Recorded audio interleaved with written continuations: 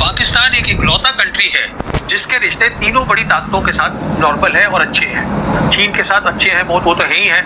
America के साथ उनके रिश्ते बहुत अच्छे हैं। आप देखिएगा कि अमेरिका की जो यूएस कांग्रेस रिपोर्ट आई थी लास्ट ईयर नवंबर की, उसमें साफ लिखा था जो 4 दिन की जंग हुई है हिंदुस्तान और पाकिस्तान के बीच में, तो उसमें पाकिस्तान की फौज ने अच्छा काम किया है। और साथ में फिर वो बताते रहे, प्रेसिडेंट ट्रंप भी खुश रहे कि मैंने सीज फायर कराया था और उसको क्रेडिट भी दे रहे थे, तो वो भी बड़े खुश हैं। उन्होंने भी एक रोल दे दिया था इनको वेस्ट एशिया के अंदर जहाँ भी जंग चल रही है। अच्छा, रशिया भी उनके साथ क्लोज रिलेशन करना चाहता है। कहने का मतलब ये है कि तीनों बड़ी ताकतें उनके साथ उनके रिश्ते बहुत अच्छे हैं। और फिर जैसे हम जानते हैं पिछले साल उन्होंने एक संधि करी थी सऊदी अरेबिया के साथ, which is the strategic defence partnership agreement that they had done with the Saudis. अच्छा, उसके बाद क्या है, ये इन्होंने शुरू से तालमेल रखा। 28 फरवरी को जब जंग शुरू हुई है तो army chief field marshal Asif Munir, prime minister उनका और विदेश मंत्री वो तालमेल रख रहे थे ईरान के साथ भी और सऊदीज के साथ तो है ही, बाकी और ताकतों के साथ भी। ये जो 4 ताकतें इकट्ठी हो गई जो कि उसमें शामिल हैं, आपके इजिप्ट है, इजिप्ट अरब लीग का वो इकट्ठा कर सकते हैं, फिर ओमान है वो जीसीसी कंट्रीज के हैं, फिर टर्की है उनकी अपनी एम्बिशन है। और हेलो अस्सलाम वालेकुम, मैं हूं मोहम्मद अनीफ, आप देख रहे हैं टूडे न्यूज़ 002। गाइस, इंडियन साफी परवीन सवानी ने इतराफ़ कर लिया है कि पाकिस्तान के जो है ना 3 दुनिया के वाहिद सुपर पावर है, अमेरिका, चाइना और रशिया। इस वक्त तीनों के साथ पाकिस्तान के बहुत ही ज़बरदस्त ताल्लुकात और अच्छे ताल्लुकात हैं। और इस वक्त पाकिस्तान जो है ना पूरी दुनिया में छाया हुआ है, बल्कि ईरान और अमेरिका इसराइल की जंग को भी जो है ना कराने में पाकिस्तान अहम किरदार अदा कर रहा है, जंग रुकवाने में। ये देखे इंडियन साफी परवीन सवानी क्या कह रहे हैं। खिलाफ हैं इसराइल के, और फिर पाकिस्तान है, ये चारों हो गए। फिर आप देखिएगा कि संडे को खबर आई 22 मार्च को कि आसिफ मुनीर की बात टेलीफोन पे ट्रंप से हो गई। उसके बाद 2 दिन के बाद 24 को मोदी जी की हुई है, उसके बाद मोदी जी की हुई है। वो अलग है, पहले ये कहानी खत्म कर ले। तो ये कहानी क्या है, उन्होंने रिट्वीट किया उसको। हाँ, उसके बाद क्या हुआ, 2 दिन के बाद उनके प्रधानमंत्री हैं, उन्होंने लिख दिया कि अगर तैयार है ईरान और अमेरिका तो हम अपनी जो है Pakistan can be the host country, यहाँ बातचीत हो सकती है। और 1 घंटे के अंदर डोनाल्ड ट्रंप ने उसको रीट्वीट कर दिया। तो ये चीज़ें शुरू हुई हैं ऑपरेशन सिंदूर के बाद। ऑपरेशन सिंदूर में हमारा जो रहा, जो नहीं करना चाहिए था, और मैं शुरू से कह रहा था इसलिए नहीं करना चाहिए था कि मुझे कोई परेशानी है, इनकी प्रोफाइल बड़ी है, मुझे उससे कोई परेशानी नहीं है। मुझे परेशानी है कि हमको दोनों मुल्कों को साथ रहना है, और वो एक अलग कहानी है। पर ये सारी बात वहाँ से शुरू हुई है। अच्छा, फिर एक तो उनकी तीनों बड़ी ताकतों के साथ रिश्ता अच्छा है, साथ में क्या है, सिक्योरिटी की बात है कि अगर ईरान की टीम आती है नेगोशिएशन के लिए तो वो कहीं जिनीवा तो जा नहीं सकती, ये लैंड बॉर्डर है, यहाँ से गए अपना पहुँच गए पाकिस्तान और ईरान का एक वो भी मिलता है कनेक्शन, बॉर्डर भी मिलता है। तो कहने का मतलब ये है कि ये बेस्ट जगह थी दोनों लिहाज से, अगर आप देखिए। और मलेशिया के प्रधानमंत्री ने भी बाकायदा उनको खुद ट्वीट करते हुए कहा है कि भाई हमने उनके प्रधानमंत्री का बयान सुना है और मैं इसको सपोर्ट करता हूँ। तो ऐसा लगता है मुझे कि एक तरह से मुस्लिम वर्ल्ड पाकिस्तान को बहुत अहमियत दे रहा है। मैं आपसे सिंदूर पर भी सवाल पूछूंगी, क्योंकि जब ये कनेक्शन बैठ रहा है तो ये भी बहुत समझना जरूरी है। मैं ये समझती हूँ, दर्शक जानते हैं कि ये खास पूरा पॉडकास्ट हमने ऑपरेशन सिंदूर पर साहनी जी से बातचीत करते हुए ही किया था, और आप इसको जरूर देखिए। लेकिन यहाँ पर भी मैं दोबारा ये बात करना चाहती हूँ कि मलेशिया के प्रधानमंत्री का सपोर्ट करना। तो ये बताइए कि ऑपरेशन सिंदूर से ईरान की जंग का क्या लेना देना। आपने एक बार ये कनेक्शन बताया था कि ऑपरेशन सिंदूर नहीं होता तो सऊदी अरब के साथ ये डील नहीं होती और सऊदी अरब और पाकिस्तान इतने नजदीक नहीं आते। यहाँ पर कई वेस्टर्न अखबार हैं जो लिख रहे हैं कि पाकिस्तान को ये रोल दिलाने में अमेरिका के साथ उनकी जो कुर्बत है, जो नजदीकी है, वो तो शामिल है यूएस की, लेकिन सऊदी अरब ने कहा कि भाई हमारे भाई पाकिस्तान को बुला लीजिए। ये सही बात है? देखिए, सऊदी अरब जो है वो इस समय है दूसरी तरफ, वो है अमेरिका के साथ। पर सऊदी अरब का जो रिश्ता है, अभी तो इनका एग्रीमेंट हुआ है, पर ये तो बहुत पुराना है, सऊदीज का और पाकिस्तानियों का नया तो है नहीं। अच्छा, अभी साथ में क्या है कि क्योंकि ऑपरेशन सिंदूर में जियोपॉलिटिकल प्रोफाइल बढ़ी, और देखिए तालमेल रखने में पाकिस्तानी बहुत अच्छे हैं। जैसे आपने देखा कि जब उनको मौका मिला, जब सीज फायर की बात आई तो उन्होंने फौरन क्रेडिट दे दिया प्रेसिडेंट ट्रंप को कि हाँ आपने सीज फायर कराया है। तो वो तालमेल भी अपना अच्छा रख लेते हैं सब लोगों के साथ। तो और फिर न्यूक्लियर वेपन स्टेट है, मुस्लिम कंट्री है, मिलिट्री पावर पे भी ताकत आप है। तो बड़ी अच्छी बात कह रहे हैं कि चापलूसी अगर करते हैं डोनाल्ड ट्रंप की, तो आप कह रहे हैं तालमेल देखिए, आपने मुझसे पिछले इंटरव्यू में जब मैंने कहा कि भाई मोदी जी ये नहीं कह रहे हैं कि खामनेई की हत्या कर दी, या जब तेल खरीदने के लिए हमें इजाजत दे दी रूस से, तो आप कह रहे हैं मोदी जी गुलाम बन गए। मोदी जी झुकेंगे तो आप कहेंगे गुलाम बन गए, अगर नहीं झुक रहे हैं तो आप कह रहे हैं रिश्ते बनाने। ना, आप इस बात को जरा समझिएगा। डोनाल्ड ट्रंप है, उनको ना तो कोई स्ट्रैटेजी आती है, ना उनको जियो पॉलिटिक्स समझ में आती है, ना मिलिट्री समझ में आती है। He is a deal maker, उसको अपनी तारीफ चाहिए, और प्रेसिडेंट है अमेरिका के।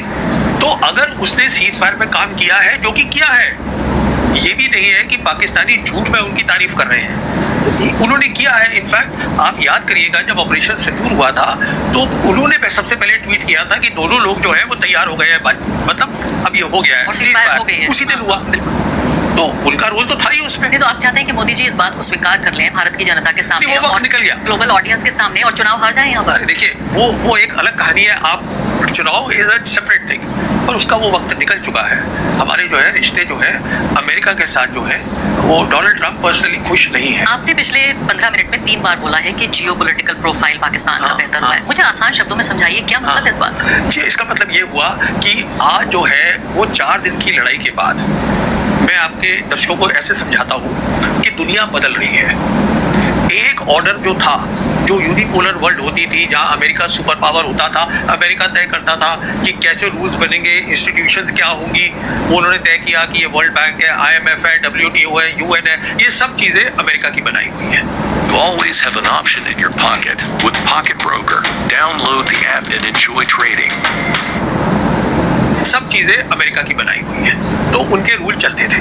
अब दुनिया जो है वो मल्टीपोलर हो गई है, और उसमें 3 बड़ी ताकतें आ गई हैं। तो अभी क्या हो रहा है कि अब वो रूल खत्म हो रहे हैं, अब नए रूल बनने हैं। जब एक वर्ल्ड ऑर्डर खत्म होता है और दूसरा शुरू होता है, तो मिलिट्री ताकत की अहमियत होती है, क्योंकि रूल टूट रहे हैं। इसका मतलब है और खुली छूट मिल रही है सब मुल्कों को, तो उनकी जो अंदर की रंजिश है, प्रॉब्लम्स है, मिलिट्री पावर बहुत इंपॉर्टेंट बन जाती है। अच्छा, ऑपरेशन सिंदूर के अंदर अमेरिका ने ये तय किया है कि पाकिस्तान ने अच्छा काम किया है, बेहतर किया है इंडिया से, हमारा अपना नैरेटिव है, पर अमेरिका ने ये तय करा है, और अमेरिका जो है 3 में से एक बड़ी ताकत भी है। तो यहाँ बात ये हो रही थी कि ये जंग दुनिया को तबाह करेगी, अब बात ये हो रही है कि ये जंग दुनिया को नई शक्ल दे रही है। न्यू वर्ल्ड ऑर्डर को अगर मैं हिंदी में ट्रांसलेट करूँ तो हमें नई दुनिया मिल रही है, नई दुनिया या दुनिया की नई तरतीब मिल रही है। देखिए, एक बहुत बड़ी चीज हो रही है। अमेरिका, देखिए, जो यूक्रेन की लड़ाई है, वहां पे जो चीज नहीं हुई वो यहाँ हो रही है, और मैं बताता हूँ यहाँ क्या हो रहा है। एक वो ताकत जो बाइपोलर जब वर्ल्ड थी, कोल्ड वॉर जिसने जीती, सिंगल पावर थी यूनिपोलर वर्ल्ड के अंदर, दुनिया की सबसे बड़ी पावर थी, तो 2 उनमें खास बातें थी। क्या है अमेरिका की 2 खास बातें? एक तो है उनकी मिलिट्री ताकत, इकलौता कंट्री है जिसके 800 मिलिट्री बेसिस दुनिया के अंदर है। अच्छा, $1 ट्रिलियन का एनुअल बजट है। अभी यहाँ पे क्या हो रहा है कि एक जो डिमांड है जिसपे वो बिल्कुल अटल है ईरानी, वो ये है कि आप अपनी यहाँ से बेसिस हटाइए।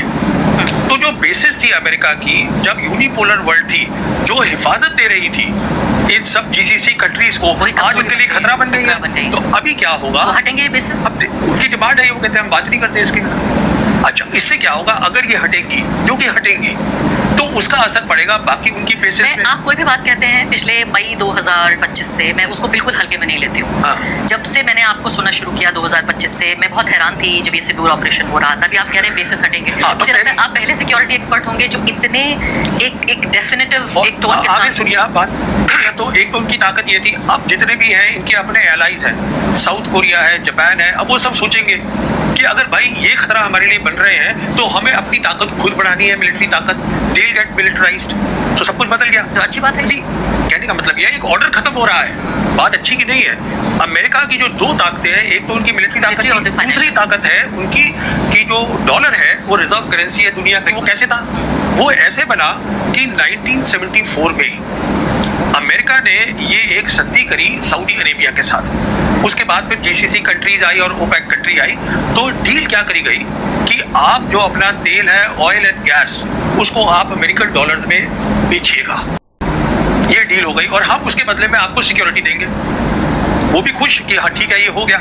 उसको हम पेट्रो डॉलर बोलते हैं। पेट्रो डॉलर क्यों बोलते हैं कि अगर सारी दुनिया को आज जो है स्टेट ऑफ हॉर्मुज से 20% ऑयल दुनिया का वहां से निकल रहा है, सबको तेल चाहिए वहां जीसीसी कंट्रीज का, इसका मतलब उनके पास डॉलर होने चाहिए। अगर डॉलर रखेंगे, वो डॉलर रखते थे, अब वो रिजर्व करेंसी बन गई। अगर वो टूटती है आज, और वो कैसे टूट रही है, जैसे कि अब ईरानियन ये कह रहे हैं कि हम सबसे पहले हम ये चाहते हैं कि अब वो पेट्रो डॉलर की जगह पेट्रोल युआन हो। Yuan, right. जैसे कि रिपोर्ट आई है कि इंडिया ने भी जो है हमने कुछ तेल खरीदा है वहां से, वो युआन में खरीदा है और हमारे जहाज को जाने दिया। हालांकि भारत के विदेश मंत्रालय ने इसको 2-3 बार फैक्ट चेक करके बोला है कि ये गलत है, लेकिन लगातार वेस्टर्न मीडिया इसको कवर कर रहा है और कह रहा है कि हमने युआन में पेमेंट। चलिए ठीक है, आपने अगर नहीं भी की तो वो दूसरी, मैं let's get one thing clear, what I am saying is कि जो उनकी दो स्ट्रेंथ्स हैं वो दोनों टूट रही हैं, डॉलर और military power. Dollar as the reserve currency और उनकी जो अपनी नेशनल डेट है, जो उनका अपना कर्जा है, वो $40 ट्रिलियन का है और वो तभी हो सकता है, उसको बैलेंस करा जा सकता है। जबकि क्या हो रहा था कि जब पेट्रोल डॉलर में ये सऊदी और ये सब जीसीसी बेच रहे थे, जो इनका सरप्लस पैसा होता था, वो भी अमेरिका ने कहा कि तुम हमारे ट्रेजरी बॉन्ड्स में इन्वेस्ट करो। तो मैं जरा नए वर्ल्ड ऑर्डर पे आती हूँ, लेकिन उससे पहले मैं ये पूछना चाहती हूँ कि अभी जो संधि की बात हो रही है, जिसमें पाकिस्तान तथाकथित रूप से हीरो बनने की कोशिश कर रहा है, इंसाफ का, शांति का वो मसीहा, जिसे हम ये कहते हैं कि भाई ये तो टेररिस्तान है, हमें जो है टेररिज्म का प्रायोजक है, भारत में टेररिस्ट भेजता है, तमाम चीजें हम कहते रहे और हम चाहते थे सिंदूर के बाद कि पाकिस्तान को अलग थलग कर दिया जाए, पाकिस्तान को दुनिया में आइसोलेट किया जाए। हमने पूरा जत्था भेजा मेंबर ऑफ पार्लियामेंट्स का, पूरी दुनिया में लोगों को भेजा और ये कन्विंस करने की कोशिश की कि पाकिस्तान एक खराब मुल्क है। वो सब तो हमारे सामने काम नहीं आ रहा है। मुझे ये बताइए फिलहाल कि जब ये संधि तैयार ही नहीं हो रहा है ईरान, तो फिर क्या बातचीत हो रही है? देखिए, ऐसा होता है कि आपको ये भी पता चला होगा, जो रिपोर्ट आई है कि अमेरिका ने कहा है बात करने के लिए तैयार है और हमारा 15 पॉइंट का पीस प्लान है।